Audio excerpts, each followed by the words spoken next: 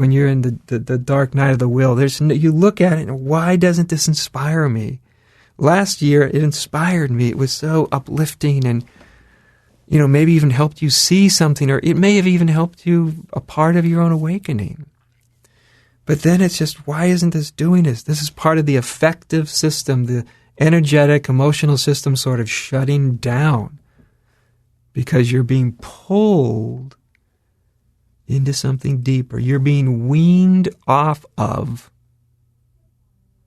the surface level of ego enjoyments, excitements, even spiritual enjoyments, intellectual excitements, emotional excitements. You're being weaned. You don't know you're being weaned away because all you feel is the profound loss, the confusion, the repulsion. You just can't stand to hear another spiritual talk or whatever.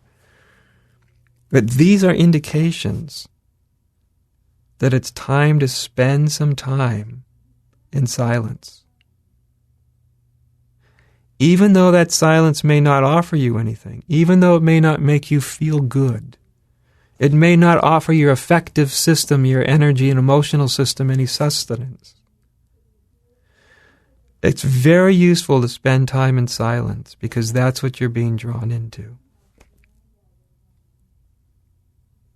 You're being drawn into it, and you're also being drawn away from all of your distractions from it.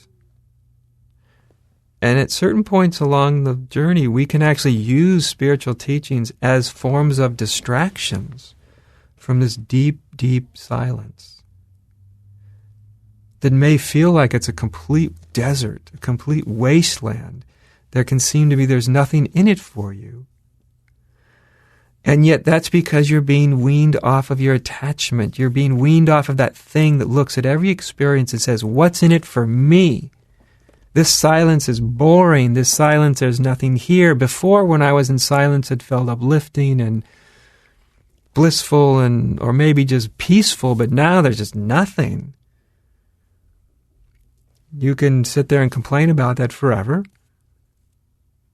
You can go off to some other spiritual system, whatever it might be, and try it all over again. Or you start to realize that you're actually being weaned off of the old and we're being weaned into the new, something much more profound, much deeper, much more... It's the difference between your idea of God and God. Your mind's and your ego's experience of God and God's experience of God, using theistic terms. So it's really important, once you know you're being weaned off of an old way and you're being pulled into something that you do not understand yet, you cannot even experience yet, but you're being weaned there anyway, you start to give way to it. So you start to be in that stillness, even though it's not offering you anything. Because you know inside where you're being pulled to. Most people, they just don't like it. They want to be entertained. We all want to be entertained for a long time. We all want to be excited and titillated and given knowledge, and so we can feel like we're smarter than everybody else or superior or just informed or whatever. But spiritual awakening is really, at the end, it's really about degrees of silence. It's a death into stillness. And it's even a death of stillness until stillness is not even what you thought it was. It's not even stillness.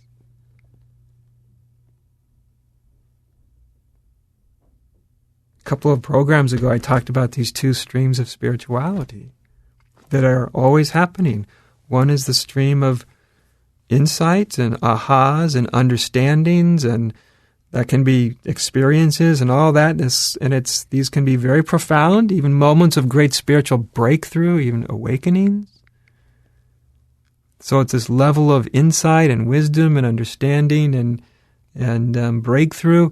And that's one level. It gets lots of press. It gets lots of stories. It's very entertaining. It's lovely. It's very profound things happen. And then there's this other stream, which is very quiet and it's not flashy.